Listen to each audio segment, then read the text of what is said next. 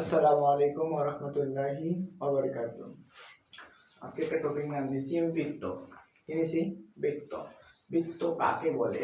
আমরা যদি দেখি, এই যে আমি একটা বৃত্ত অঙ্কন করছি, এখন এই বৃত্তটা কাকে বলে সেটা দেখব। বৃত্ত কাকে বলে? এই যে একটা নির্দিষ্ট বিন্দু, এই যে ধরলাম একটা কি নির্দিষ্ট বিন্দু, এই নির্দিষ্ট বিন্দু থেকে সমদূরত্ব। সমদূরত্ব বলতে কি ভাইয়া? এই যে দূরত্বটা দিছি, এই সমদূরত্ব বজায় রেখে রেখে যে বিন্দু, মানে এই যে এখানে একটা কি আছে ভাইয়া? বিন্দু। এই যে বিন্দুটা ধরলাম, এই যে বিন্দু, তার মানে কি বলছি? নির্দিষ্ট বিন্দু থেকে সমদূরবর্তী দূরত্ব বজায় রেখে কোনো বিন্দুর যে আবদ্ধ পথ চিত্রিত করে তাই বৃত্ত। এই যে একটা আবদ্ধ পথ চিত্রিত করছে না, এই আবদ্ধ চিত্রটাকে নাম হচ্ছে ভাইয়া বৃত্ত। কি ভাইয়া? বৃত্ত। আরেকবার ভালো করে পড়ি, বৃত্ত কাকে বলে?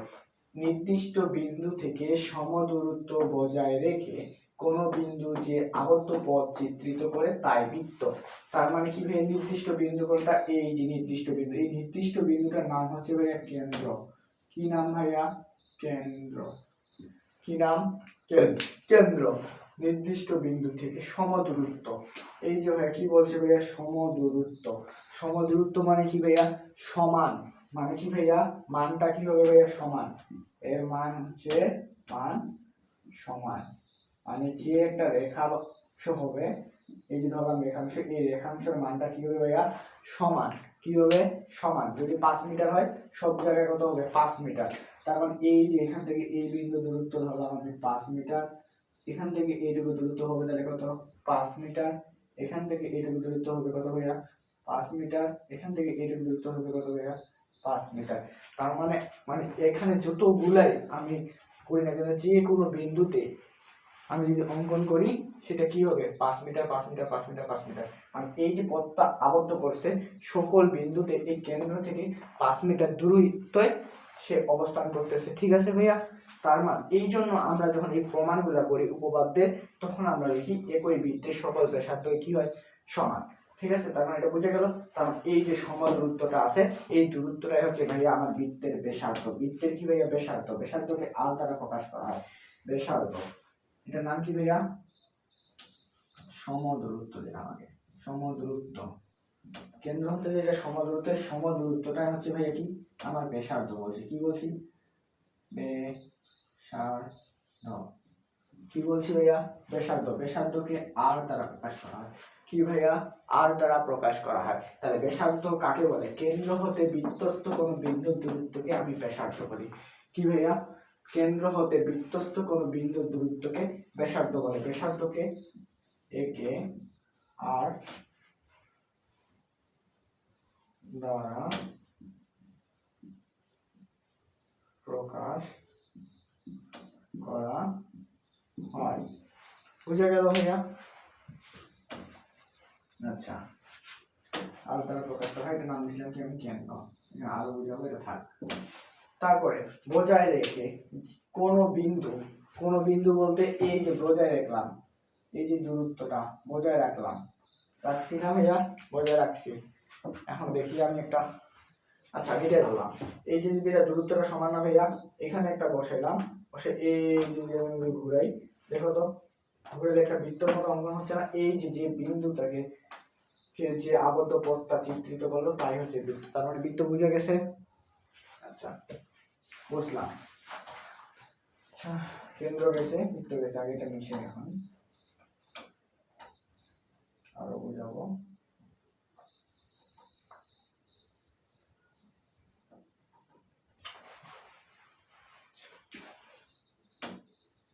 এই যে ধরছিলাম কি? কেন্দ্র। কি ধরছিলাম ভাইয়া? কেন্দ্র। এই যে ভাইয়া ব্যাসার্ধ, তার মানে এখানে একটা বিন্দু পাবো, এই যে এখানেও বিন্দু পাবো, এখানে বিন্দু, মানে অসংখ্য বিন্দু সমন্বয় কি হয়েছে? এই বৃত্তটা অঙ্কন হয়েছে না? অবশ্যই। আচ্ছা, এই যে বিন্দুটা সমন্বয় তৈরি হয়েছে, তার মানে এই যে আরেকটা আছে বিন্দু, ধরলাম এই যে বিন্দু, তাহলে বৃত্তের বৃত্তস্থ, কি বৃত্তের বৃত্তস্থ দুটি বিন্দুর সংযোজক রেখাংশ যদি কেন্দ্রগামী হয়, কি ভাইয়া? যদি কেন্দ্রগামী হয়, তার মানে কি বললাম?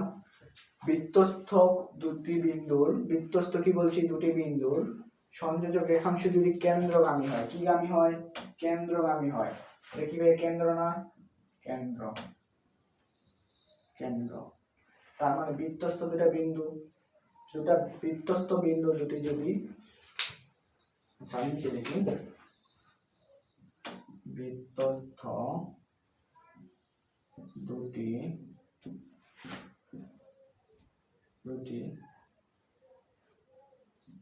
বিন্দুর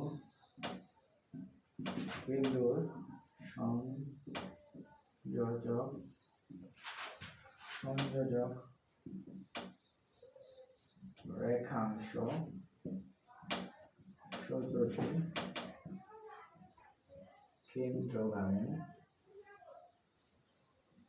হয়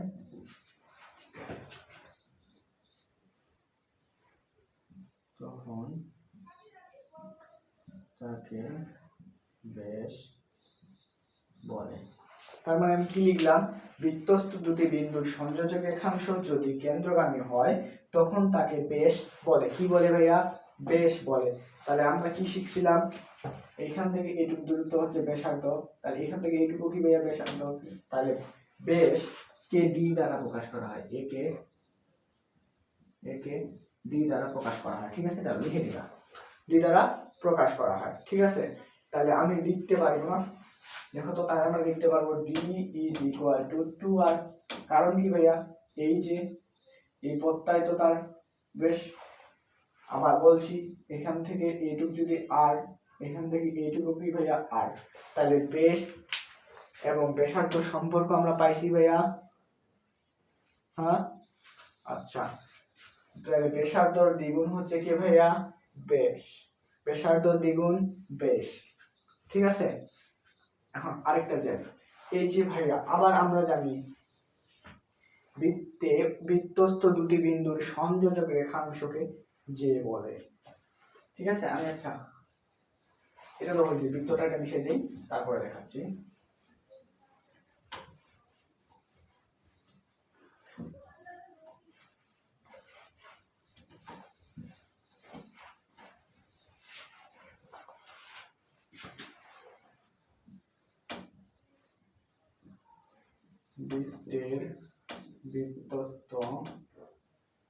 বৃত্তের বৃত্তস্থ দুটি বিন্দুর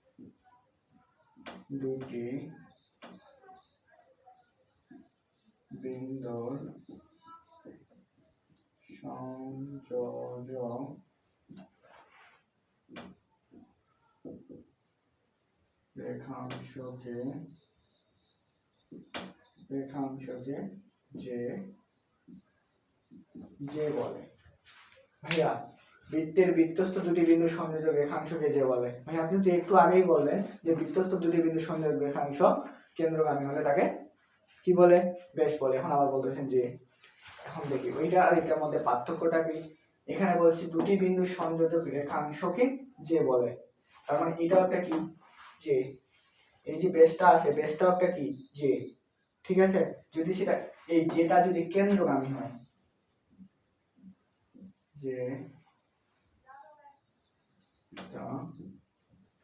যদি কি হয় ভাইয়া, কেন্দ্রগামী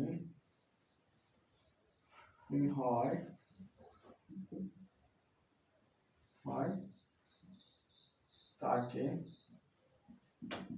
বেশ বলে। ঠিক আছে, তার মানে এটা একটা কি ভাইয়া আমার বেশ ভিন্ন যে, কারণ কি কেন্দ্রগামী নয়, কেন্দ্রগামী হলে সেটাকে আমরা বলি বেশ, যেহেতু কেন্দ্রগামী নয় তার মানে এটা কি বেশ ভিন্ন যে। আমরা বলছি বৃত্তস্থ দুটি বিন্দুর সংযোগ রেখাংশকে আমরা কি বলি ভাইয়া? যে বলি। তার মানে যেহেতু বেশ না, তাহলে আমরা বলতে পারি এটারও নাম, আরেকটা নাম দিতে পারি, সেটা হচ্ছে বেশ ভিন্ন যে। ঠিক আছে, এই যে বৃত্তর যে বেসিকটা আজকে নিলাম, ইনশাআল্লাহ আমি আশা করি এরপর থেকে আমি যে বৃত্ত উপপাদ্যগুলো শুরু করব সেগুলো তোমাদের বোঝা নিয়ে খুব ইজি হয়ে যাবে।